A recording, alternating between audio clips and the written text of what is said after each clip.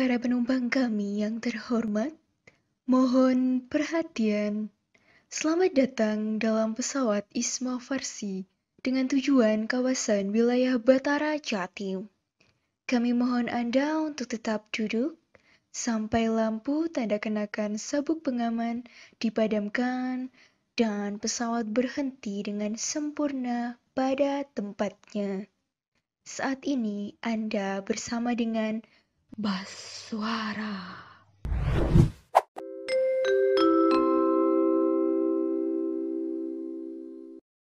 Halo kawan Baswara, selamat datang di podcast Baswara, Batara Jatim Bersuara. Bersama saya, Valentina Nursafana sebagai tim staf ahli dari Kajian Strategi Batara Jatim periode 2020-2022 dan rekan saya.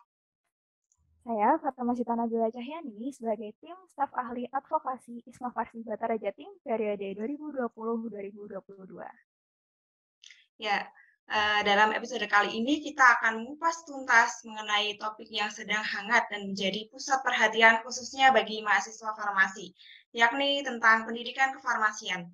Namun, kira-kira seperti apa sih kondisi sistem pendidikan farmasi yang ada di tiap universitas? Pasti apakah ada banyak hal yang berbeda? Kami di sini telah mengundang 5 perwakilan dari 5 perguruan tinggi di wilayah Batara Jatim nih, yang akan menemani kami dalam membahas terkait pendidikan kefarmasian di universitas masing-masing. Saat ini kami telah kedatangan narasumber dari Duta Farmasi Universitas Airlangga, yakni Kak Abdul Fattah Farid dan Kak Afifatul Zahro.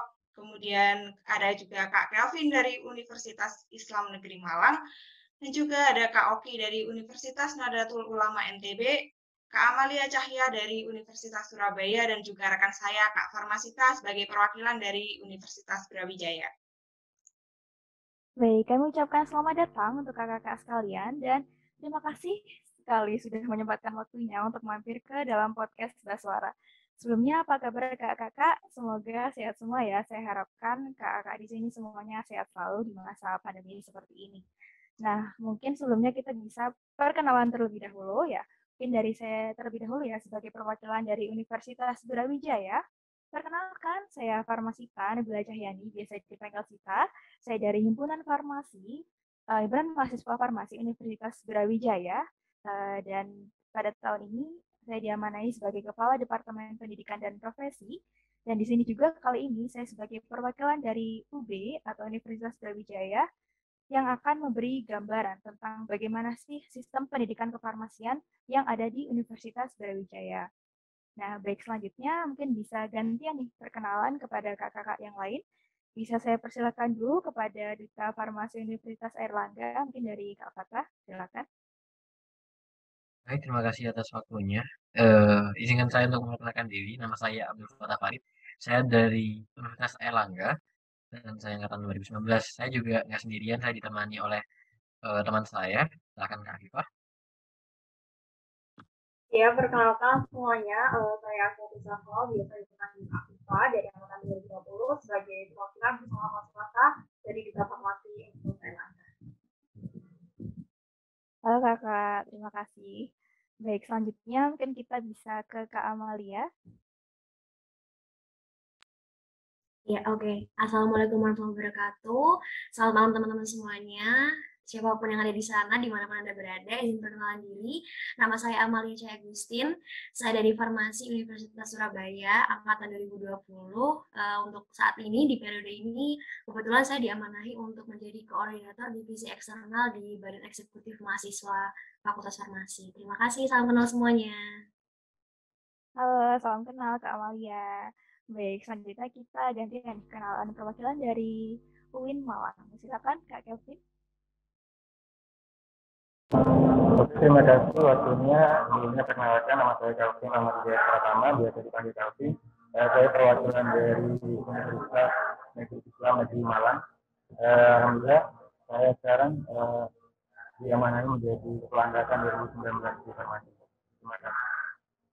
Baik, salam kenal Kak Kelvin. Nah, kita gantian lagi nih ya kepada Universitas Nahdlatul Ulama NTB. Silakan Kak Oki. Iya. Bismillahirrahmanirrahim. Assalamualaikum warahmatullahi wabarakatuh. Selamat malam teman-teman pimpinan mahasiswa farmasi Batara Jatim. Perkenalkan, saya Oki Dalharadi. Teman-teman bisa manggil saya Oki.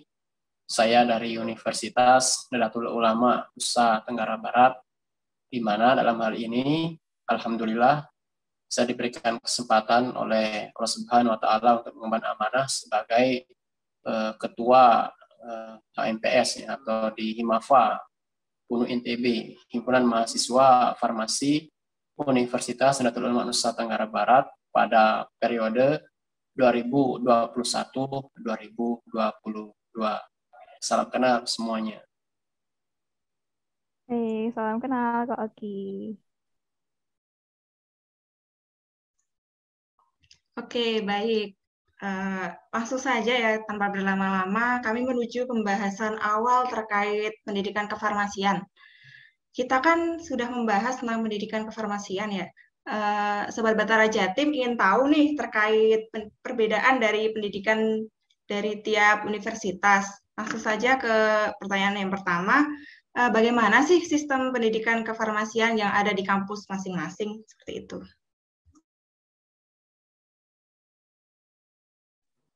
Mungkin kita bisa mulai dari UNER dulu mungkin ya. Silakan Kak. Oke, baik. Terima kasih atas waktunya. Sistem pendidikannya. Di sini sebenarnya agak rancu ya. Pas kemarin coba kami bahas juga bersama dengan Wadek juga pas itu. Dan jawaban yang bisa kami ucapkan adalah sistemnya kurang lebih mirip-mirip sama fakultas lain untuk sementara. Jadi cara masuknya sendiri melalui SBMPTN, SNMPTN atau Mandiri. Kemudian untuk sistem pendidikannya sendiri juga menggunakan sistem SKS, bukan yang sistem blok.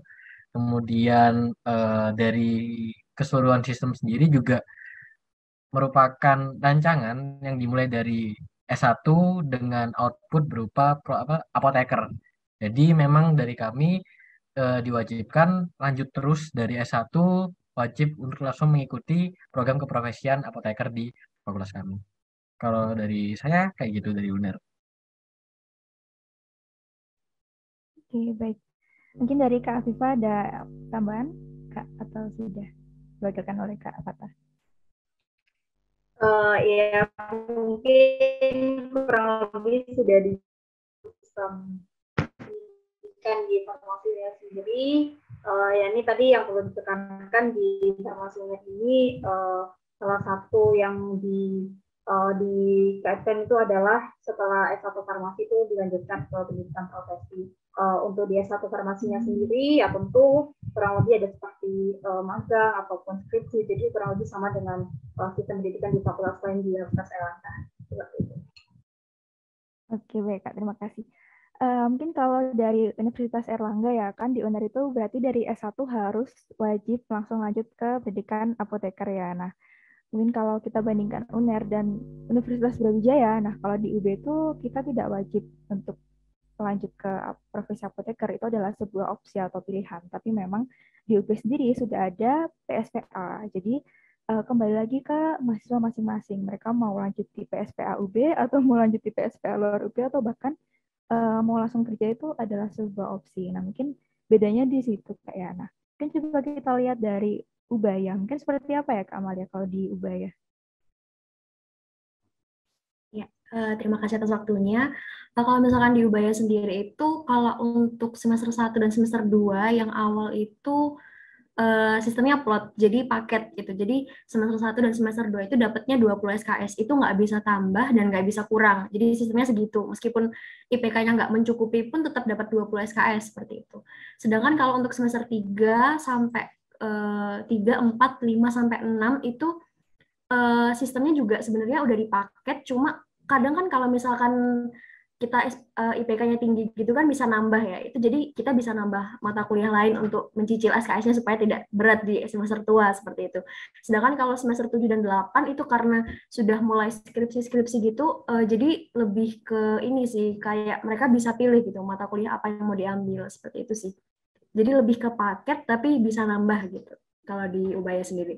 Sedangkan kalau untuk kuliah keprofesian PSPA itu di Ubaya sendiri sudah ada program studi PSPA, cuman mahasiswanya nggak wajib. Maksudnya nggak, kalau misalkan lulus dari S1 Farmasi Ubaya itu nggak wajib langsung melanjutkan di PSPA Ubaya juga gitu, bisa pilih di universitas lain juga, dan nggak semua orang yang daftar di PSPA Ubaya itu keterima, jadi kayak ada ketentuan sendiri gitu di PSPA Ubaya. Seperti itu sih kalau dari Universitas Surabaya, Kak. Oke, baik Kak. Baik, terkait dengan sistem paket, ini ada sih samanya kalau dari yang Universitas Brawijaya. Kita juga ada sistem paket gitu di semester 1 dan 2. Jadi memang berapapun IPK-nya juga sama di sistem paket, dan sama juga ya, tidak harus lanjut ke PSPA langsung. Tapi mau tanya nih, kalau di Ubaya itu apakah kalau anak Ubayanya sendiri ya lulus S1 farmasi mau lanjut ke PSPA-nya Ubaya itu apakah ada tesnya atau cuman ada beberapa syarat saja Kak ya? Oke, kalau misalkan dari S1 Farmasi Ubaya mau lanjut ke PSPA itu seperti yang tadi saya bilang, itu nggak semuanya bisa masuk. Jadi kayak saya kurang tahu lebih lanjut sih, tapi sebenarnya tuh ada ketentuan gitu. Ada ketentuan, jadi ketentuan itu harus dipenuhi alumni S1-nya supaya mereka bisa masuk ke PSPA Ubaya seperti itu. Jadi nggak semuanya, kalau misalkan emang mereka mau lanjut di PSPA Ubaya itu nggak semuanya bisa masuk seperti itu. Jadi kayak ada apa ya, kuotanya seperti itu kurang lebih. Oke, baik paham Kak. Oke, sekarang kita next ya. Mungkin ini nih dari UIN ini kalau aku sih dengar-dengar kalau UIN tuh sistemnya blok ya. Farmasinya menggunakan sistem blok. Jadi bukan SKS seperti universitas lain. Mungkin dari Kak Kelvin gimana Kak ya? Oke, kalau dari UIN sendiri Kak ya, mungkin sedikit cerita awal mulanya UIN memakai sistem blok. Itu di awal mulanya di angkatanku Kak. Jadi anggap aja angkatanku itu sebagai kelinci percobaan seperti itu.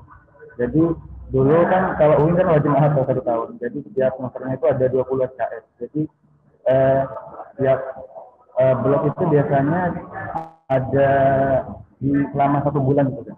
Sekitar 4 sampai 5 bulan seperti itu. Jadi sistem blok itu ada yang namanya UTB, UAB, sama UAT sama UTP. Jadi ujian tengah blok, ujian akhir blok, ujian tengah praktikum, dan ada ujian akhir praktikum. Jadi kita sistem blok ini lebih ke difokuskan dalam satu tema. Jadi kalau satu semester itu biasanya ada 4 blok.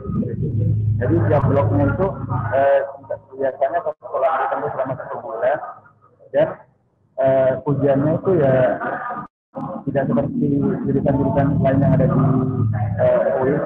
Jadi kita memang mungkin untuk kuliahnya biasanya lebih awal, tapi selesainya mungkin lebih akhir. Jadi ketika jurusan lain yang ada di UIN itu udah selesai atau masih belum ujian, kita itu udah nggak ikut jadwal yang biasanya ada di UIN gitu. Jadi kita itu lebih difokuskan atau sudah dipaketkan oleh dosen itu. Jadi selama untuk menempuh perkuliahan itu selama 7 semester seperti itu. Jadi untuk semester 8 itu dibuat untuk mengerjakan skripsi atau ada matkul yang ngulang gitu. Nah, untuk blok yang ngulang itu biasanya ngulangnya itu di akhir semester, yaitu di semester 8.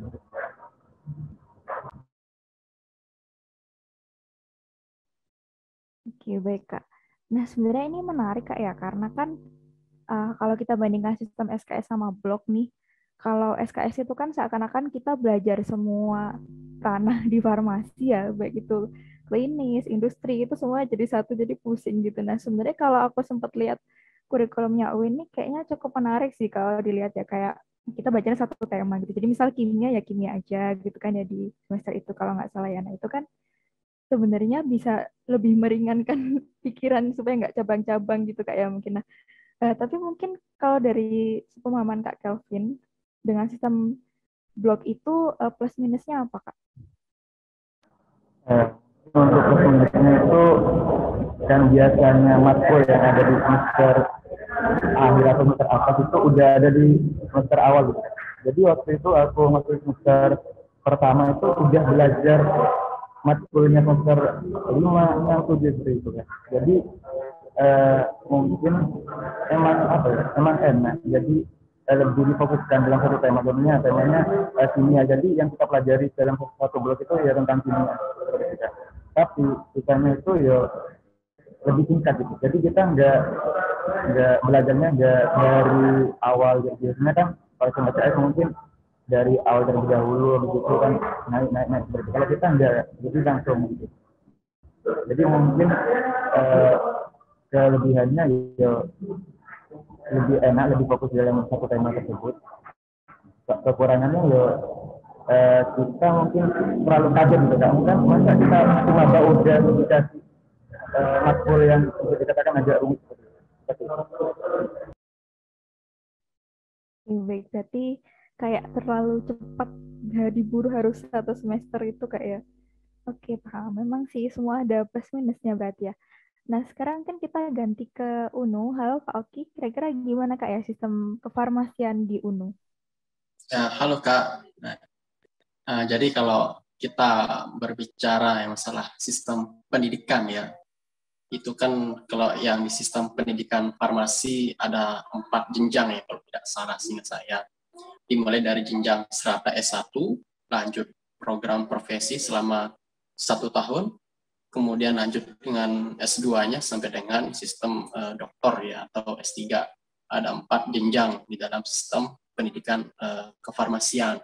Adapun kalau di Universitas UNU ya, mungkin di sini ada pembeda dibandingkan dengan universitas yang lainnya. Mungkin kalau di UNU itu kan kalau kita melihat dari universitas nih, turun lagi ada fakultas, turun lagi sampai dengan prodi. Nah, jadi di fakultas itu, di dalam sebuah fakultas itu ada namanya LPM, Lembaga Penjamin Mutu. Kemudian turun lagi nih ke prodi, ada namanya UPM, Unit Pelayanan Mutu. Jadi itu semua sebenarnya sudah tercantum di dalam SNDikti dan KKNI, kurikulum yang kami gunakan. Adapun sejauh ini masih sama seperti tahun-tahun sebelumnya, kami menggunakan sistem SKS. Kan di mana memang kalau dari semester 1 nih sampai semester 8 kan harus menempuh sebanyak 146 SKS, di mana terdiri dari 16 sampai dengan 22 SKS per semester yang harus ditempuh. Kami tidak menggunakan sistem blok. Adapun kalau di kampus-kampus lain yang tidak hanya menggunakan sistem SKS, melainkan menggunakan sistem blok juga, apalagi yang sudah ada nih program PSPA-nya gitu kan, justru suatu hal yang sangat menguntungkan bagi UNIF teman-teman. Namun kalau di kampus saya sejauh ini masih dalam proses untuk pengadaan yang namanya PSPA. Kami belum ada, masih dalam tahap proses. Akan tapi kalau untuk sistem pendidikannya kami tidak ada perubahan sama seperti tahun-tahun sebelumnya. Kami sistem SKS yang mengacu pada kurikulum SNDikti dan KKNI gitu. Oke, baik, terima kasih Kak Oki. Jadi intinya di UNU ini sama ya, mungkin seperti UNER, seperti UB dan UBA yang mana menganut SKS, cuman masih dalam tahap untuk pembentukan PSPA seperti itu Kak ya. Oke, nah mungkin selanjutnya saya ada 2 pertanyaan nih Kak. Kan kita tahu ya kalau farmasi itu sangat luas, saking luasnya itu ya sampai bercabang-cabang gitu ya kalau kuliah. Bisa ada belajar klinis, belajar industri, belajar bahan alam. Nah, ada juga ya macam-macam ya kalau di farmasi itu. Nah, kalau di kampus masing-masing, apakah ada khusus nih gitu misalnya atau seperti apa? Nah, itu pertanyaan yang pertama. Tapi kalau pertanyaan yang kedua, nah Batara Jatim kan sudah pernah mengadakan juga ya kajian-kajian mengenai isu pendidikan kefarmasian yang kita ajak ke lem-lem saat itu. Nah, setujukah kakak-kakak semisal nantinya di kemudian hari di S1 ini ada penjurusan bidang-bidang kefarmasian gitu. Jadi misal S1 belajarnya lebih ke klinis aja gitu. Tapi ada juga yang belajarnya lebih ke industri saja. Jadi ada penjurusan seperti itu, Kak. Kira-kira setuju atau tidak? Oke, mungkin penasaran dari Kak Amalia dulu nih mungkin. Kira-kira gimana, Kak? Oke, ya kalau di Universitas Surabaya sendiri itu sebenarnya kita nggak ada penjurusan atau kayak khusus ke satu ranah aja gitu ya. Jadi di kita itu mahasiswa farmasi S1 ini belajar semuanya. Jadi kayak farmasi klinis, industri, kemudian komunitas, lalu kita juga belajar biologi farmasi yang seperti obat-obat herbal seperti itu, kita juga belajar di S1. Nah, jadi kalau di UBA sendiri belum ada sih. Mungkin kayaknya sih belum ada isu buat penjurusan ke satu ranah gitu ya, Kak. Jadi kayaknya nggak ada. Nah, kemudian kalau untuk pendapat aku pribadi, kalau tentang gimana kalau misalkan tadi misalkan dijeluskan ke satu ranah gitu ya Kak ya maksudnya. Oke, kalau buat saya pribadi sih kayaknya kurang setuju ya kalau saya pribadi, karena kalau hal seperti itu kan nantinya kalau misalkan kita nih belajar satu ranah aja, misalkan kita belajar tentang obat herbal aja misalkan, tapi nanti di PSPA, di apoteker itu kan kita bakal kesulitan ke bidang-bidang klinis yang kita nggak pelajari di ranah tentang obat herbal itu tadi. Jadi menurut saya kayaknya lebih baik kalau kita tuh lebih universal gitu, kayak nggak terlalu menjurus ke satu arah, karena kita juga harus menempuh pendidikan profesi kalau misalkan kita untuk masuk ke ke dunia kerja gitu, karena kan lebih baik lulusan apoteker seperti itu kan maksudnya. Nah jadi kalau menurut saya pribadi sih lebih enak universal daripada dikhususkan ke satu ranah seperti itu Kak. Oke, baik Kak. Jadi memang ya kalau di UB nggak ada khusus gitu ya Kak. Nah kalau semisal di UB itu sebenarnya kita juga belajar sih, kayak industri itu ada, bahan alam ada, cuman memang kita klinisnya tuh lebih kuat sih. Jadi kita di semester 4 tuh kita udah dapat mata kuliah farmakoterapi, dan juga di semester 4 kita sudah ada praktikum farmakoterapi yang mana selalu dikasih kasus setiap minggu gitu. Jadi kita diskusi bahas bareng itu dari semester 4.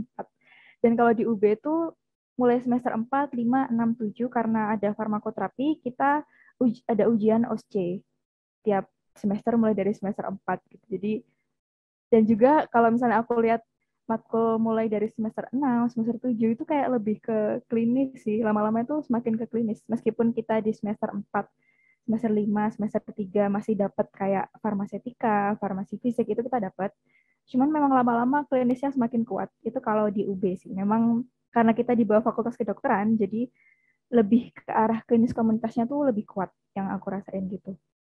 Nah, kalau aku sendiri sih, kalau semisal pendapatku ya terkait apakah lebih baik dijuruskan atau tidak, sebenarnya aku cukup sependapat sama Kak Amalia, karena kalau semisal kita udah langsung dijuruskan di awal, takutnya ya gitu, kayak kita kok pas di tengah jalan merasa kayaknya salah jurusan deh. Karena kita masuk farmasi aja sering kali merasa salah jurusan, apalagi masuk ke jurusannya lebih dalam lagi, kayaknya lebih tersesat gitu. Oke. Mungkin penasaran nih sama mungkin dari kakak-kakak Duta Farmasi UNER, gimana pendapatnya Kak? Ya, terima kasih atas waktunya. Mungkin saya ingin mengatakan sedikit nanti disampaikan oleh Kak Fatah. Jadi untuk di farmasi UNER sendiri, karena khusus seperti mengarah ke farmasi klinis ataupun farmasi komunitas ini belum ada. Tapi di fakultas farmasi sendiri disalurkan dalam bentuk mata kuliah pilihan. Jadi selain mata kuliah wajib, itu ada mata kuliah pilihan yang bisa diambil di semester-semester tertentu gitu. Nah, mata kuliah pilihan ini juga mengacu ke seperti farmasi klinis ataupun farmasi industri. Contohnya ada seperti domestika ataupun farmakogenomik gitu-gitu. Jadi disalurkan dalam bentuk mata kuliah pilihan itu. Dan untuk selain itu juga ada juga dalam skripsi. Jadi beberapa skripsi itu juga terdiri dari beberapa departemen seperti yang lebih ke analisis ataupun ke industri gitu juga ada. Jadi sejauh ini masih dalam bentuk farmasi atau pembelajaran yang di skripsi ataupun di mata kuliah pilihan itu. Nah, kalau dari pendapat saya sendiri, saya juga setuju tadi dari Kak Farmasita maupun Kak Amalia, lebih prefer ke yang seperti ini saja. Jadi secara umum atau secara general S1 farmasi yang secara umum, karena kalau dilihat juga kebutuhan kita sebagai seorang farmasis nantinya akan menguasai banyak hal, dan nanti di dunia kerja pun kita tidak hanya menguasai satu hal ataupun satu ilmu saja, jadi agar lebih luas gitu. Mungkin bisa dilanjutkan oleh Kak. Baik, terima kasih Afifah. Benar banget sih yang disampaikan juga. Mungkin sedikit ada penambahan ya. Tadi kalau misalnya dari UB kan semakin tinggi semakin klinis gitu ya. Kalau misalnya UNER nih karena saya udah tahun ketiga, yang saya rasakan justru malah lebih ke semakin tahun semakin kompleks dalam semuanya. Jadi dalam bidang apa namanya, dalam bidang tumbuhannya kompleks banget, industri juga, klinis juga, semuanya aja pokoknya susah lah buat mahasiswa pokoknya gitu. Jadi eh, dapat dibilang merata merata, susahnya merata merata, susah semua. Jadi emang kayak gitu sih kurang lebih. Akan tapi setuju banget sama pernyataan sebelum-sebelumnya ya, perihal dengan apa namanya, apakah ada penjurusan itu setuju apa tidak. Saya bilang tidak setuju. Mungkin sedikit menambahi bahwa dari Fakultas Farmasi UNER sudah melakukan survei terhadap alumnus yang telah dihasilkan bahasanya gitu, dan rata-rata juga nggak sedikit yang pindah haluan dari yang apa awalnya minat ke arah klinis rupanya ke industri, dari arah industri minatnya ke klinis ya kayak gitu, minatnya di industri akhirnya ke klinis. Itu di mana apa namanya, juga faktor-faktornya salah satunya adalah banyaknya lapangan kerja yang masih belum merata juga dari segi pembagiannya, dan juga selain itu yang saya tahu bahwa entah apakah Anda menjadi apoteker di industri ataupun di rumah sakit, semuanya harus melalui satu ujian, yaitu UKAI, ya kan ya. Jadi ujiannya itu masih satu pintu. Kalau misalnya ada penjurusan dari awal, takutnya mereka yang udah berada di industri malah kurang di klinis, akhirnya UKAI-nya kurang maksimal gitu. Jadi pertimbangan-pertimbangan itu sih yang saya rasa saya tidak setuju dengan adanya penjurusan di bidang farmasi. Mungkin itu aja. Terima kasih. Terima kasih Kak Fatah. Iya benar setuju banget sih tadi. Ada juga kasus-kasus perpindahan ranah gitu ya ketika sudah bekerja, dan juga masalah UKAI. UKAI ini kan setahu saya juga lebih ke klinis ya soal-soalnya. Jadi kalau misal kita belajar yang industri ya mungkin harus belajar klinis lagi gitu. Lebih tepatnya susah aja sih. Mungkin itu aja. Oke, ya, ya. Kayaknya jawaban Kak Fatah dari tadi mencerminkan ini ya, kesusahan semester anak-anak semester 5 ya Kak ya. Semangat kita yang semester 5 Kak ya. Oke, mungkin dari Kak Kevin, gimana Kak kira-kira? Terima kasih. Jadi kalau dari UIN sendiri untuk materi-materi mengenai penjurusan itu masih tidak ada. Jadi lebih ke umum atau universal. Jadi meskipun kita itu sudah sistem ya, tapi untuk penjurusannya masih tidak ada. Jadi rata. Jadi ada klinik, ada industri, dan juga ada komunitas. Dan mengenai setuju tidaknya kalau di farmasi itu lebih dijuruskan, kalau aku sih sebenarnya itu ada beberapa aspek. Jadi tinggal pilihan kita, yaitu orang yang tahu banyak tentang sedikit hal, orang yang tahu banyak tentang banyak hal, orang yang tahu sedikit dari sedikit hal, dan ada juga orang yang tahu banyak tentang banyak hal. Kalau aku sih lebih ke tahu banyak dari sedikit hal. Soalnya apa? Jadi kita itu lebih ke profesionalitas atau lebih fokus pada satu bidang. Jadi kalau emang kamu ingin fokusnya di bidang itu, ya kamu fokuskan di situ, kamu jadi orang benar-benar ahli dalam bidang tersebut. Terima kasih. Oke. Jadi memang terkait hal itu memang ada beberapa istilah gitu ya. Kalau yang saya pernah tahu, memang kamu mau jadi master di satu bidang atau mau jadi jack of all trades but master of none gitu. Jadi kayak ya semua tahu tapi kecil-kecil gitu sih, nggak ada yang master. Itu memang sebuah hal yang ya membingungkan gitu kayak. Tapi aku setuju sih. Oke, kita next ke Kak Oki. Mungkin gimana pendapatnya Kak Oki? Oke, mengenai ini ya, setuju atau tidaknya ya untuk penjurusan. Jadi kalau saya tidak setuju dikarenakan dalam menempuh dunia pendidikan dari SD, dari TK, SD sampai dengan strata S1, semakin tinggi pendidikan kita itu maka akan mengarah dengan suatu penjurusan tertentu. Namun sebelum masuk ke dalam suatu penjurusan tertentu itu, tentu kita harus yang namanya lebih awal, lebih dulu mencuri start mata kuliah secara umum. Jadi kita nih yang farmasi yang S1 bila mana diperincikan harus disesuaikan memiliki penjurusan tertentu, tentu kita akan banyak ketinggalan mata kuliah umum. Dan saya rasa ya baik farmasi yang mengacu pada ranah klinis, industri, kemudian herbal, di dalam S1 atau strata S1 sebenarnya sudah kita dapatkan secara umum gambaran ilmu-ilmu yang diajarkan oleh Bapak Ibu dosen kita. Itu semua sudah ada. Cuman kalau kita lebih mengacu pada penjurusan, misalkan nih ke manajemen misalkan, tentu mata kuliah yang lain itu akan jauh tertinggal. Jadi tidak maksimal dalam proses pembelajaran kita sebagai bekal awal. Mungkin nanti lebih kita mengambil untuk ranah penjurusannya itu di program S2-nya atau di ranah keprofesian kita. Begitu menurut saya.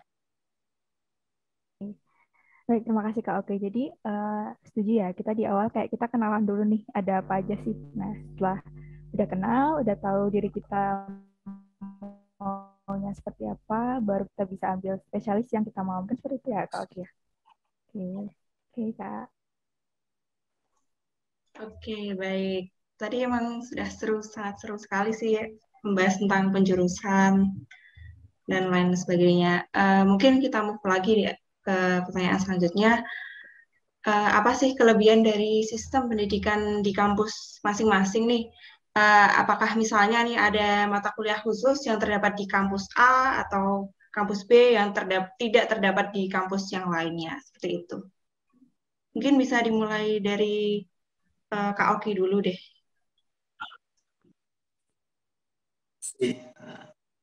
Ya, kalau untuk mata kuliah tertentu ya, kalau di kampus saya, dalam ruang lingkup mata kuliah umum, itu kami ada.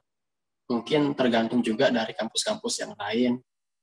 Kalau kami kan dari UNU, Universitas Nahdlatul Ulama, agak lebih ke NU, ke NU-an. Jadi secara mata kuliah umum, kami ada mata kuliah Aswaja, Ahlussunnah wal Jamaah, itu salah satunya.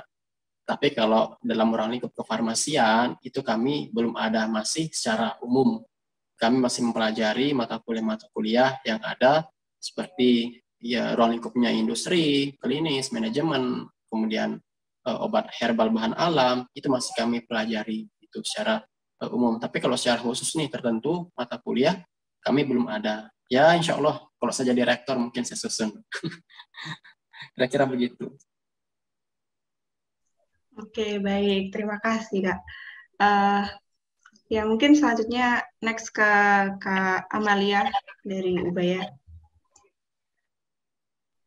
Oke, ya terima kasih atas waktunya. Kalau misalkan di Ubaya sendiri sih, gimana ya cara menjelaskannya? Mungkin karena saya kuliah di Ubaya, saya belum pernah kuliah di UNER, jadi saya tidak tahu bedanya Ubaya dan UNER. Jadi, tapi kalau misalkan kita lihat secara satu sudut pandang nih, kalau di Ubaya sendiri itu lebih ke ini ya, kita tuh belajar, kalau yang tadi yang dari teman dari UNU NTB ini kan karena ke UNU-UNUan tadi yang seperti udah dibilang itu, ke NU-NUan, jadi ada mata kuliah yang mengarah ke NU seperti itu. Kalau di UBaya sendiri lebih ke umum ya, karena ya umum, karena memang kita fakultas farmasi dan tidak ada yang khusus seperti itu tadi, jadi kita belajarnya farmasi umum aja sih. Jadi kurang tahu juga sebenarnya kelebihan atau mata kuliah dari Ubaya yang nggak ada di universitas lain, kita kurang tahu sih sebenarnya Kak. Tapi saya rasa harusnya umum, mungkin sama seperti universitas yang lain. Kalau Ubaya gitu sih Kak. Oke, baik. Terima kasih juga. Mungkin kalau di UNED sendiri tuh kayak misal ada herbalnya kan agrofarmasi kayak terkenalnya seperti itu.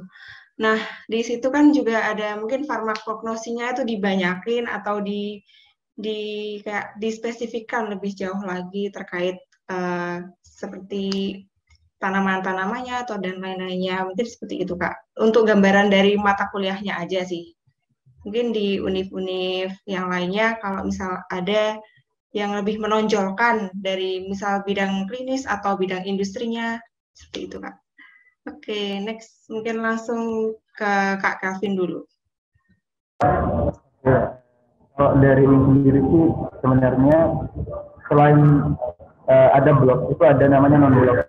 Jadi kalau blok itu lebih fokus tentang informasi.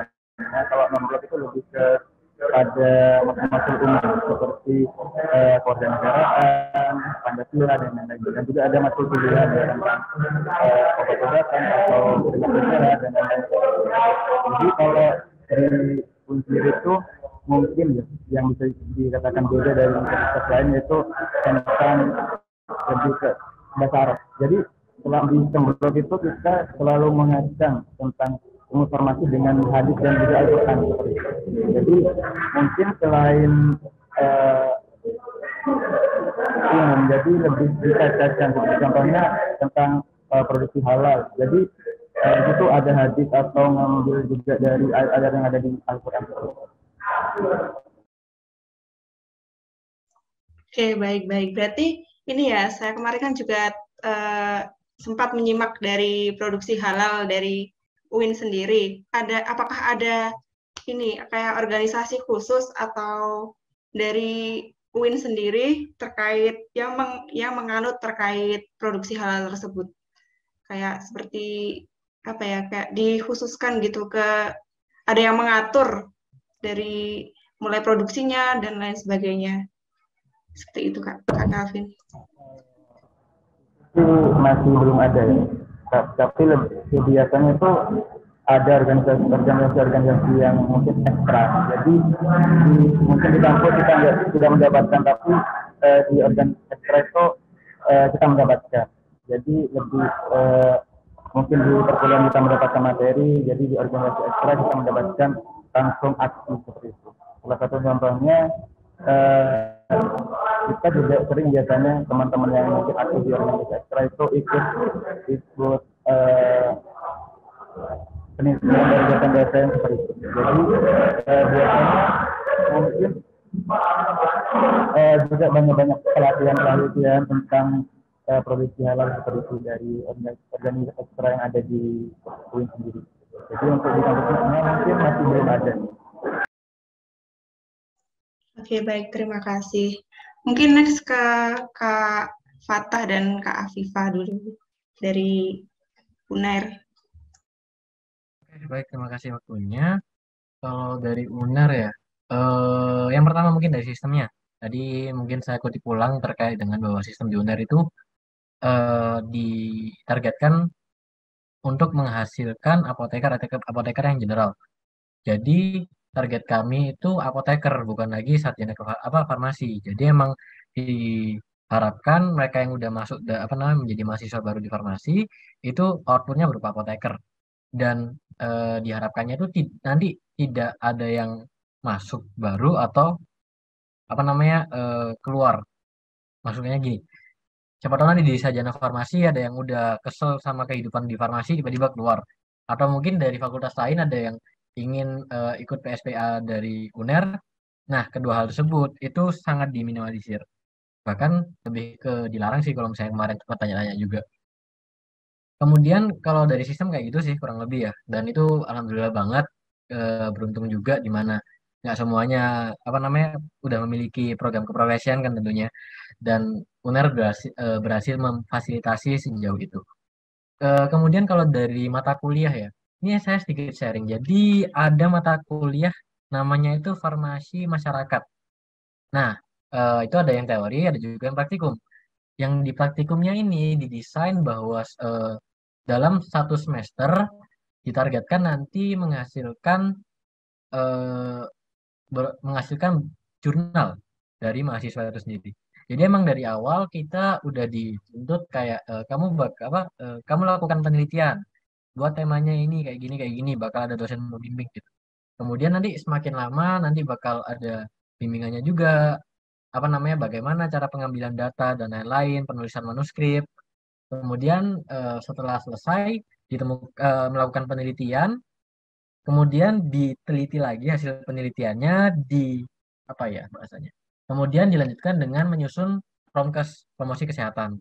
Jadi dalam bentuk poster ataupun podcast ataupun drama-drama kecil-kecilan gitu dan lain-lain. Itu yang itu yang terjadi. Kalau sekarang ini kan lagi di semester saya ya. Jadi sekarang lagi di tahap yang penyusunan promkes. Manuskrip saya juga udah jadi kurang lebih, dan diharapkan nanti dapat menghasilkan jurnal. Kan juga ada ya kewajiban publikasi ya untuk mahasiswa kalau misalnya mau lulus. Jadi emang sangat berguna sih di situ sih. Ya stres ya memang itu kayak mini skripsi jujur aja kata anak-anak di UNER tuh, jadi benar-benar mini skripsi Tapi ya paling nggak ada hikmah sih. Ada lagi kalau nggak salah satu lagi mungkin Afifah bisa bantu aku. Silakan Afifah. Ya, izin melanjutkan Mas Fato tadi. Kalau Mas Fato tadi jelasin tentang farmasi masyarakat ya. Kalau aku ini mau bahas tentang bioteknologi. Jadi di farmasi UNER sendiri ini tidak hanya belajar yang sebelumnya saya tahunya hanya sekedar tentang obat atau seputar obat begitu ya. Tapi ternyata di semester 3 ini sendiri saya sudah belajar mengenai bioteknologi. Nah, di bioteknologi ini banyak sekali seperti pembelajaran baru, entah itu pembuatan rekayasa genetika ataupun seperti pembuatan vaksin begitu. Nah, ada juga yang ini baru di kurikulum yang baru ini ada seperti mata kuliah etika dan hukum kesehatan dan juga data pustaka. Nah, etika dan hukum kesehatan ini dijalankan dari semua rumpun kesehatan di Universitas Erlangga dan farmasi termasuk di dalamnya gitu. Nah, ini nanti dengan tujuan nanti si Universitas Erlangga ini membentuk tenaga kesehatan yang beretika dan juga menaati hukum kesehatan. Jadi saling berkesinambungan antara profesi kesehatan yang lainnya. Begitu juga dengan data pustaka ini merupakan pembelajaran sejak awal untuk nantinya bisa melakukan penelitian ataupun sebagai penunjang skripsi gitu. Mungkin sudah cukup. Oke, baik. Terima kasih. Memang sangat menarik ya. Ada farmasi masyarakat ya, sama bioteknologi. Jujur aku sendiri sih bioteknologi baru dapat setelah semester 3. Jadi kayak mungkin semester atas-atas sih. Itu baru dapat. Di UNER sendiri keren sih. Emang bioteknologi udah dapat di semester 3. Mungkin lanjut ke Kak Sita dari UB. Terima kasih, Valen. Oke, di sini kalau misal kita ngomongin kelebihan ya, sebenarnya ini baru aku sadari ketika aku masuk UB. Jadi kelebihannya farmasi kalau di bawah Fakultas Kedokteran itu kita mungkin lebih kuat di IPA-nya ya, Interprofessional Collaboration. Jadi di FKUB itu kita ada 5 prodi kan ya, ada kedokteran, gizi, perawat, bidan, farmasi, lengkap sih.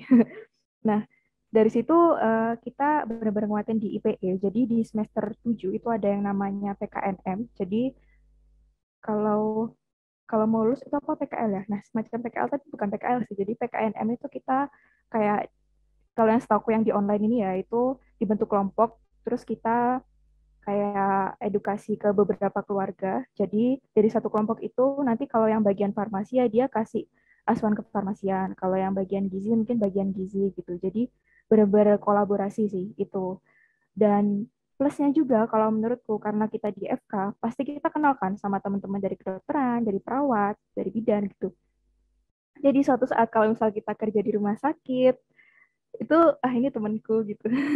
Karena kan kalau di rumah sakit kan urusannya sebenarnya bukan cuma sama pasien kan. Kalau sebagai apoteker tentunya kita juga urusan sama dokter, kita urusan sama profesi lain, kita gimana cara kita berkomunikasi ke profesi lain, kayak gimana kerjasamanya gitu. Kan kita kalau di asuhan kefarmasian seperti kita tahu, kita juga berhak kan menyarankan ke dokter obat-obatan atau menyarankan mungkin dosisnya kurang tepat. Nah itu kan teknik komunikasinya kan ada sendiri kan. Nah itu yang mungkin aku bayanginnya sih kalau kita kenal sama profesi lainnya mungkin jadi poin plus gitu. Nah terkait mata kuliah khusus juga mungkin kalau di UB itu ada juga layanan kefarmasian klinis sih. Jadi di situ juga benar-benar ditekankan gimana sih cara untuk memberikan sebuah pelayanan klinis gitu ke masyarakat. Terus ada juga terkait aku kurang tahu sih di univ lain apakah juga ada preskripsi 2 ya. Jadi kalau di aku ada preskripsi 2. Jadi kita di situ benar-benar dikasih resep yang tulisan tangan dokter terus gimana kamu mengedukasi ke pasien gitu. Mungkin satu hal yang aku penasaran sih, kalau nggak salah tadi di UNER ada nyebutin ini ya, kolaborasi antar tenaga kesehatan juga ya. Iya, benar. Nah, itu sistemnya sama kayak di UB yang kita juga studi bareng sama tenaga kesehatan lain atau gimana? Untuk matkul itu sendiri seperti 1 minggu ini ada 1 kali pertemuan untuk etika dan hukum kesehatan dan juga 1 kali pertemuan untuk data pustaka itu. Nah ini kolaborasi dalam 1 pertemuan ini dari semua fakultas maupun kesehatan itu, jadi kelas bersama gitu Kak sistemnya. Oke, dalam 1 minggu itu ya waktunya. Oke, oke deh kalau gitu. Ini dari aku itu, Valen. Iya, oke, baik. Kalau boleh tahu, kalau dari Kak Sita dari UB itu eh, IPE-nya itu kayak sebulan berapa kali atau setahun berapa kali, kayak seperti itu. Oke, kalau IPE yang kita benar-benar ngelaksanain IPE itu setahu di semester 7. Jadi yaitu tadi ada yang namanya PKNM. Kalau yang aku tahu dari kating-kating sih mereka kayak dibentuk kelompok gitu. Satu kelompok itu ada dari 5 prodi tadi, ada kedokteran, bidan, perawat, dan lain-lain. Nah, nanti tiap anak di kelompok itu dia harus cari satu keluarga. Gitu. Jadi misal di satu kelompok ada 10 orang, di satu kelompok itu ada 10 keluarga. Nah, nanti tiap minggunya mereka kayak harus menjadwalkan buat edukasi ke satu keluarganya. Tuh, jadi misal satu keluarga yang pertama diedukasi nih dari masing-masing prodi, dokter edukasi, dari yang farmasi edukasi, keluarga kedua, keluarga ketiga, sampai semua keluarganya selesai. Nah gitu, makanya kemarin aku lihat ketika mereka sudah selesai PKNM kayak satu hal yang menyenangkan. Jadi gitu sih, jadi benar-benar ngerasain kolaborasi banget sih sama prodi yang lain gitu. Oke, baik. Terima kasih, Kak. Mungkin lanjut next ke pertanyaan selanjutnya deh. Dari Kak Sita mungkin. Oke, mungkin next. Kira-kira gimana nih proses perkuliahan selama pandemi? Apakah lebih menyenangkan? Kayaknya Kak Faten yang paling tersiksa gitu wajahnya. Gimana, Kak? Ya, mempertimbangkan bahwa posisi saya juga menjaga nama baik kampus ya. Saya bilang yang baik. Baik kok, alhamdulillah kuliah pandemi itu eh, gimana ya? Alhamdulillahnya adalah bahwa UNER sendiri itu salah satu dari universitas di Indonesia yang memiliki tingkat kesiapan dari segi e-learning yang sangat baik kalau saya bilang. Di mana ketika oke pas awal-awal pandemi pastinya banyak sekali penyesuaian ya. Tapi ketika sudah semakin ke sini penyesuaiannya itu sudah sangat-sangat jauh lebih baik. Bahkan kalau misalnya dulu misal kuliah offline, presensinya mungkin tanda tangan ya, gitu. Tapi kalau misalnya pas awal-awal pandemi, bahkan tidak ada presensi dulu. Bahkan ada yang kayak di SS, tapi pasti tetap juga susah kan. Sekarang dari UNER sendiri itu bahkan menyediakan kayak satu page di mana nanti kalau misalnya kita login di situ dengan NIM dan password kita, maka bakal terlihat mata kuliah kita dan juga link-link Zoom kita. Kita tinggal mencet mata kuliah yang perlu kita ikuti, kemudian kita akan langsung masuk ke Zoom dengan nama yang sudah terinim, dengan nama lengkap dan juga NIM kita. Dan juga data itu udah langsung otomatis menjadi data presensi yang telah direcord di fakultas. Jadi udah sejauh itu kompleks bahwa kesiapan dari UNER sendiri terkait dengan kuliah apa namanya online-nya.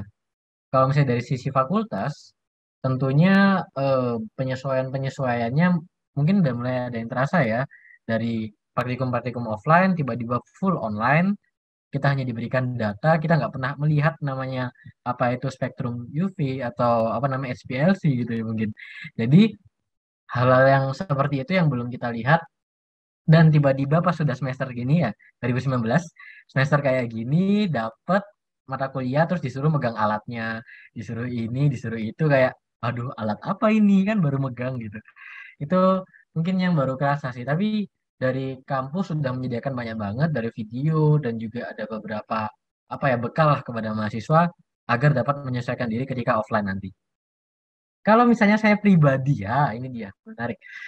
Ya masih kerasa lah ya pandemi ya. Dulu itu kuliah jam 7, maka persiapan bangun jam 6 kurang. Kita harus mandi, persiapan makan, persiapan buku tulis, berangkat perjalanan ke kampus bisa 15 menit atau setengah jam. Sekarang kuliah jam 7, bangun jam 7.58. Langsung nggak mandi, nggak apa, kameranya diataskan, buka laptop, langsung setel. Kadang juga off cam, sering terjadi kan ya. Itu memang apa ya, yang pastinya dirasakan kita semua dan patutnya di apa ya pastinya udah sampai sekarang ya udah selama ini kita udah mulai bisa membiasakan diri dan pastinya udah tahu lah solusi terkait dengan masalah-masalah Mungkin dari aku kayak gitu ya. Afifa udah mulai senyum-senyum, udah mulai kepikiran juga nih. Gimana angkatan 2020 ya? Masuk-masuk udah online. Ayo gimana? Iya, mungkin tambahan aja sih tadi beberapa udah bener yang dikatakan sama Kak Fatma ini. Dan untuk sistem e-learning sendiri ini, untuk seluruh ujian maupun TS ataupun UAS itu juga berlangsungnya di e-learning ini, dan semua pengumpulan tugas juga langsung berpusat gitu untuk di e-learning itu sendiri. Dan kalau untuk pembelajaran, dari awal saya kira sendiri itu kalau misalkan berjalan secara online ini nggak akan efektif ataupun nggak akan berjalan secara teratur gitu. Tapi nyatanya di UNEL sendiri ini di farmasi terutama ini tetap berjalan. Jadi meskipun offline maupun online, jadi tetap teratur, tetap tepat waktu, dan juga tetap seminggu full untuk Zoom. Tepatnya 5 hari kan, Senin sampai Jumat itu full Zoom gitu. Jadi offline ataupun online dari dosen sendiri tetap ketat ataupun tetap teratur gitu untuk pertemuan di setiap mata kuliahnya. Dan sebelumnya ya saya rasakan terutama di semester 3 ini ya, saya kira sendiri meskipun ini tidak berjalan secara offline, tapi di beberapa praktikum itu yang sekiranya bisa kita lakukan di rumah itu bisa dilakukan gitu. Contohnya seperti farmakopnosis, itu kan seperti pembuatan simplisia ataupun herbarium, itu meskipun kita tidak bertemu secara offline, tapi ada seperti penugasan yang kita benar-benar dipantau dari rumah, yang selalu dipantau kabar ke dosen ini sampai sini gitu. Jadi tetap melakukan praktikum yang sekiranya bisa dilakukan gitu. Ya, mungkin sudah cukup. Oke, terima kasih kakak-kakak ya. Oke, jadi aku lihat e-learning-nya mantep banget ya kesiapannya buat di kuliah online ya. Kalau di UB sendiri sih memang masih adaptasi sih. Dulu awal kan kaget banget ya, jadi adaptasi sih. Kalau di kita tugas-tugas kita pakai ya VLM. Ada juga nggak ya di Unify? Ya pakai VLM gitu. Terus juga kalau absensi kita dari Gapura UB gitu sih, tinggal pencet. Gitu aja sih. Kalau Zoom aja kita tuh kalau waktu semester ganjil yang kemarin tuh kita masih lebih ke Google Meet sih, baru yang mulai semester genap kemarin baru lebih tertata lagi, pelan-pelan tertata. Tapi aku yakin dari pihak Prodi Farmasi itu juga sudah menyiapkan yang terbaik, bahkan juga berusaha menyempatkan karena kan Malang ini kan juga waktu itu zona merah gitu ya, jadi kita mau ngadain praktikum tuh susah banget gitu.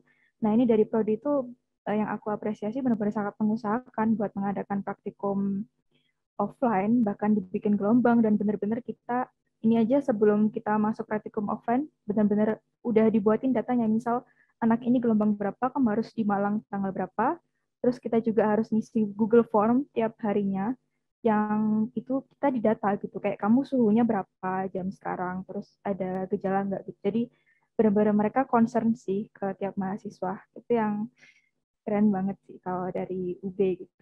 Oke, kita next. Mungkin dari Kak Kelvin, gimana Kak kondisi perkuliahan selama pandemi? Mungkin untuk masa perkuliahan di masa pandemi ini, kalau dari aku kan sempat merasakan kuliah offline. Jadi dulu kabarnya itu kan liburnya cuma 2 minggu, tapi berlangsung 2 tahun lebih. Jadi kalau aku dulu kan sempat untuk merasakan offline masih enak ya, masih praktikum masih offline. Kalau sekarang praktikum pun ya lewat Zoom, lewat platform Zoom, itu untuk atensinya kadang lewat Google Form, kadang juga lewat chat. Dan juga tetapi selama akhir-akhir ini juga sudah praktikum offline gitu. Tapi bagi mahasiswa angkatan 2020-2021 dan juga mahasiswa semester akhir 2018. Untuk mahasiswa 2019-nya masih full online dikarenakan di blognya masih nggak ada praktikum yang mengharuskan untuk offline. Oke Kak, jadi ini ya kalau yang di semester awal belum ada praktikum ya. Oke, jadi bisa dikhususkan ke online. Oke, itu mungkin bisa jadi kelebihannya juga ya di UIN. Kalau dari Ubaya gimana Kak Amalia? Ya, oke. Kalau dari Ubaya itu untuk aku pribadi nih selama perkuliahan online ini aku apresiasi banget sih ya kalau Ubaya karena ya itu tadi emang mungkin pas waktu di awal-awal pandemi itu masih penyesuaian kayak kalau presensi itu banyak yang nggak presensi padahal udah disediain nih G-Form untuk presensi tiap mata kuliah gitu. Tapi presensinya tetap harus 15 menit sebelum dan paling lambat 15 menit sesudah dimulai. Nah, seperti itu. Tapi kalau sekarang udah kayak disesuaikan, udah dibikin website sendiri untuk presensi seperti UNER tadi. Jadi presensi untuk yang sekarang itu sistemnya 24 jam. Jadi kayak kita bisa presensi kapan aja selama dalam waktu 24 jam selama mata kuliah itu dibuka gitu. Jadi kita nggak harus presensi di jam-jam tertentu. Jadi lebih bebas sih sebenarnya. Tapi agak longgar bisa aja kan karena ada yang nggak hadir kuliah, ada yang nggak hadir kelas, tahu-tahu absen gitu kan. Nah, terus kalau misalkan untuk kayak praktikum gitu karena aku angkatan corona ya Kak ya, jadi belum pernah nih pegang-pegang alat, apalagi jangankan pegang alat, pegang masuk pakai jas lab ke dalam lab aja nggak pernah nih Kak. Jadi agak kurang sebenarnya, agak kecewa ya karena belum pernah ngerasain. Nah, tapi untungnya karena kita udah mungkin agak ini ya, corona agak membaik gitu ya kalau di semester-semester sekarang. Jadi di Ubaya sendiri kalau sekarang udah ada sistem hybrid, jadi kayak siapa yang bersedia untuk offline itu nanti didata, baru mereka itu masuk ke lab dan itu gantian sih. Maksudnya kayak sesuai kapasitas labnya gitu, kayak nggak boleh lebih dari 50 atau 25% gitu kalau tidak salah ya. Jadi diapresiasi banget sih. Terus juga kalau misalkan selama kuliah online itu yang paling saya bersyukur kepada Allah Yang Maha Esa itu karena di Ubaya itu dikasih ini Zoom Premium. Jadi kayak wah alhamdulillah sekali gitu, kayak kita bayar kuliah mahal-mahal dan benar-benar ada hasilnya gitu. Dan juga bonusnya lagi kalau di Ubaya ini mungkin nggak tahu di universitas teman-teman sekalian, mungkin kalau di Ubaya ini ada ini tunjangan pembelajaran online. Jadi kalau teman-teman mungkin namanya UKT, kalau di kita namanya UPP. UPP ini kayak ada potongannya gitu dari universitas. Jadi kita kayak bayarnya nggak full kalau kayak offline seperti itu. Nah, kalau misalkan ini ya, untuk aku pribadi nih, kalau pendapat aku tentang kuliah pandemi, gimana ya? Satu kata sih, jenuh. Emang bener kita enak gitu ya, kayak yang tadi diceritain sama Kak Fata dari UNER, kayak kita bisa bangun siang, terus kayak nggak usah mandi, nggak usah make up, nggak usah apa, yang penting hadir di Zoom saat jamnya dimulai, ya udah gitu. Tapi jenuh sih karena tiap hari duduk, kayak ketemu teman pun, apalagi buat yang baru masuk pas corona ya. Jadi kayak teman tuh semu gitu, kayak ini aku berteman sama mereka tapi ketemu aja belum pernah gitu kan. Kayak cuma lihat foto gitu, kayak foto kan itu ya apa ya, kayak beda lah ya pasti sama dunia online, dunia offline gitu, dunia yang real gitu. Jadi jenuh sih, kayak tiap hari duduk, apalagi buat yang kayak aktif organisasi gitu kan, kayak yang ikut BEM, apalagi ikut kepanitiaan, tiap hari rapat dari pagi, sore ada acara, malam lagi rapat sampai, aduh capek ini, duduk terus. Tapi kalau misalkan emang offline kan capek, tapi kan ada hasil gitu ya, kayak kalau kita lihat acara capek wira-wiri kemana-mana, tapi ada hasil gitu, kayak ada kesannya gitu. Sedangkan kalau online ini kayak ya udah lihat aja Zoom gitu, apa-apa di Zoom gitu. Tapi emang itu bener sih. Kalau aku bilang mungkin selama pandemi ini kita lebih terupgrade lagi pengetahuan tentang IT. Jadi kayak kita tahu fitur Zoom-nya, kita tahu operasi-operasi yang kita nggak akan tahu kalau kita selalu offline, dan kayak kita bisa scan sesuatu pakai aplikasi bukan pakai printer seperti itu. Dan ya ada plus minusnya sih, tapi aku jujur aja lebih pengen segera offline daripada online karena jenuh banget. Cuma ya bersyukur aja sih. Kalau dari aku gitu Kak, thank you. Oke, ya benar-benar. Iya sih, satu hal yang aku iri dari Ubaya tuh dapat Zoom Premium satu anak satu itu. Mantap banget itu. Oke. Mungkin kita lanjut ke Kak Oki. Gimana Kak? Kuliah online di UNU Kak?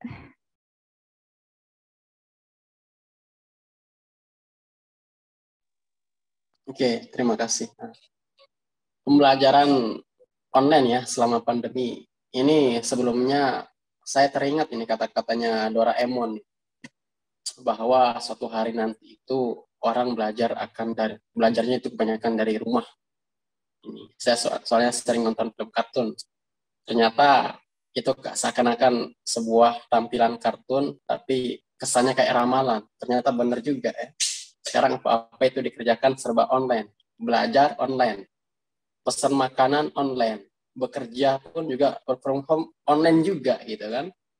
Jangan-jangan orang-orang yang pacaran juga online juga perasaannya lama-lama ini.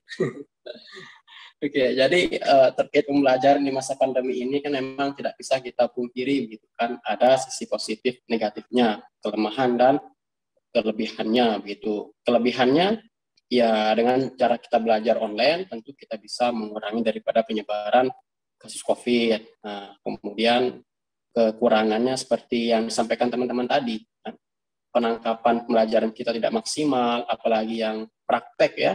Praktek online itu gambarnya kayak gimana ya praktek online? Jujur saya juga ada beberapa mata kuliah yang seharusnya itu praktek, cuman panduan prakteknya itu online juga gitu. Jadi kami cuman hanya dikasih gambaran, tutornya, video, itu pun disuruh mandiri mencari di YouTube, buat sediaan krim seperti ini, suspensi seperti ini, eliksir seperti ini.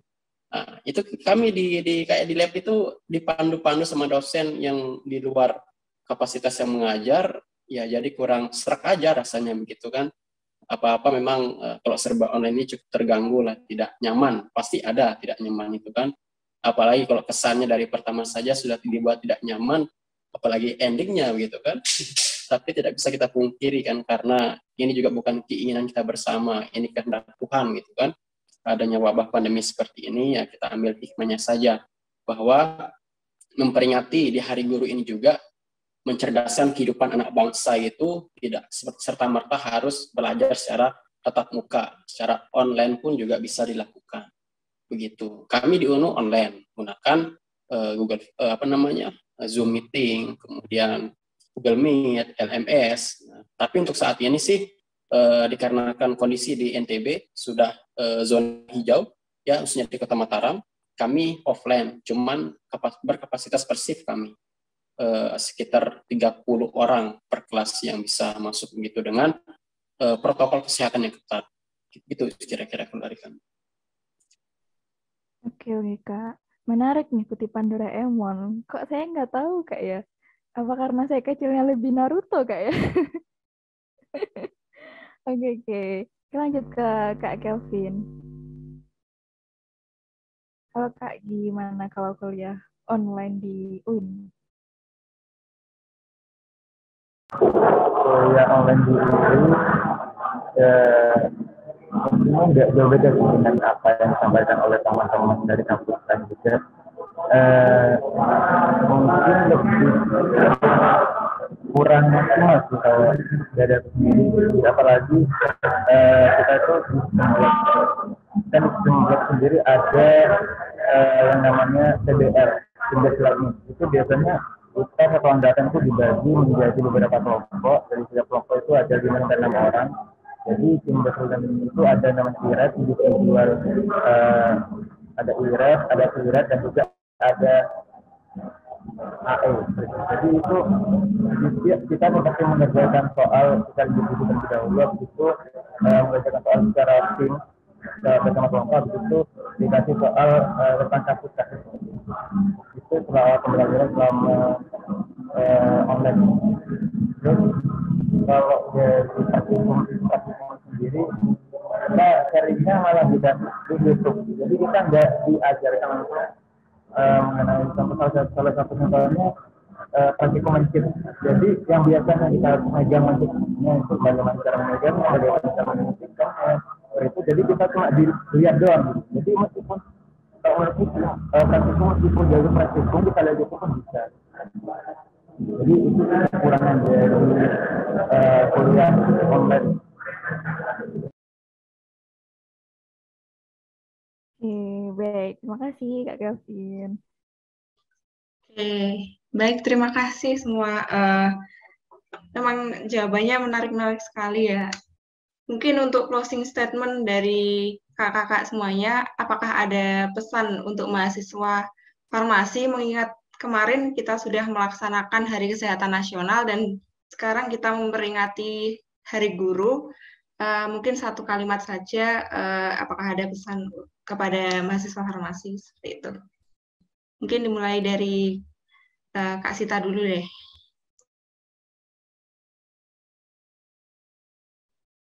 Oke, agak berat ya pesan untuk teman-teman farmasi yang sedang berjuang.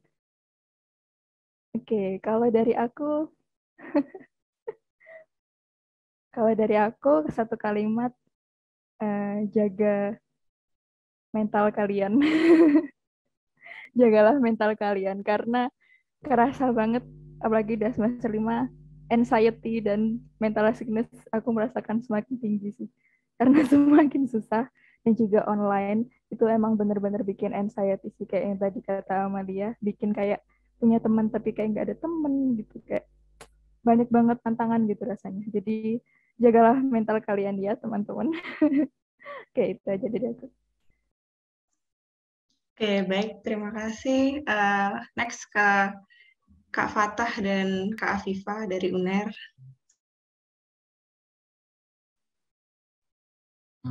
Kalau dari saya, ya mental bener sih patut dijaga ya. Mungkin ini deh, semoga ya harapan aja mungkin untuk kedepannya masa depan farmasi sendiri jauh lebih jelas. RUU kefarmasian juga semoga dapat diproses ya udah berapa tahun dan lain-lain.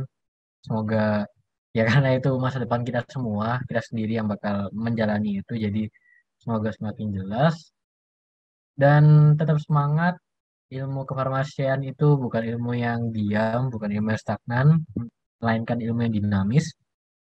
Pasti ada banyak perubahan, pasti ada banyak penyesuaian. Jadi ya semoga makin melek aja sih sama dunia dan bagaimana cara mainnya. Kalau dari aku itu aja. Mungkin dari Afifah. Iya, kalau pesan dari aku sendiri, jangan lupa istirahat buat buat kehormati dan tentunya jangan menyerah ya karena perjalanan kita sudah sampai di titik ini tidak mudah. Jadi jangan pernah menyerah. Ini sudah perjuangan yang besar. Apresiasi kepada diri kita sendiri sudah berjuang sampai di titik ini. Jadi jangan pernah menyerah dan terus berjuang untuk nantinya mencapai cita-cita kita menjadi seorang apoteker yang bermanfaat bagi bangsa kita. Oke, baik-baik. Langsung saja move ke Kak Amalia.